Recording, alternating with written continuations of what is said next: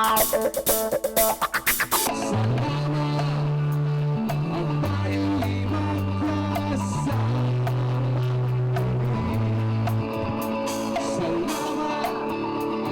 loob ng 4 na dekada, nananatiling matatag ang OPM rock band na The Dawn. Ngayong taon, ipinagdiriwang nila ang kanilang milestone sa pamamagitan ng espesyal na selebrasyon sa pinamagatang 40 Concert. Nagaganapin sa darating na June 27, 2026 sa The Theater at Soler sa ilalim ng direksyon ni Paolo Valenciano. Bagamat hindi nila inaasahan o inasahan ang ganitong katagal na pagsasama, patuloy na pinapalakas ng banda ang kanilang samahan sa pamamagitan ng pagkakaroon ng kasiyahan sa bawat rehearsal, gig at pagtugtog ng kanilang musika. Ang concert ay pinaghahandaan ng mabuti upang maging kakaiba ang produksyon, habang pinapanatili pa rin ang core ng rock music na siyang naging tatak ng The Dawn. It's really parang sa amin, wow, na umaabot kami ng 40 years.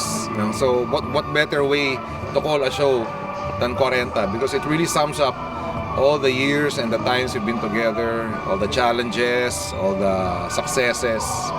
Sa dami ng kanta mula noong 1987 hanggang sa kanilang mas recent releases, inihahanda ng banda ang setlist upang mapanatili ang balanse sa pagitan ng mga long-time fans at bagong tagapakinig.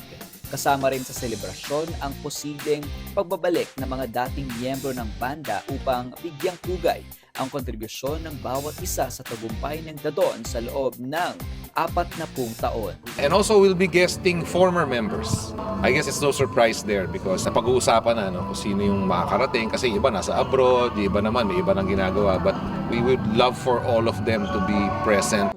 Bukod sa konsyerto sa Pilipinas, bahagi rin ito ng kanilang global tour na may stop sa Australia, New Zealand at Singapore.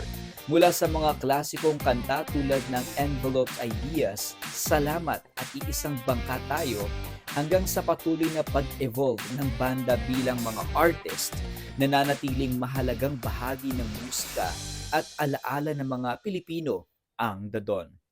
It's not really a nostalgia trip, but it's more of a journey that we want to share with you guys as thank you. Dahil kayo yung dahilan ba't kami nandito pa rin. Really, there's no other reason. Ang 40 Concert ay inaasahang magdadala ng nostalgia at bagong karanasan sa mga tagahanga bilang paggunita sa 4 na dekada ng dedikasyon sa musika at suporta ng kanilang loyal fanbase.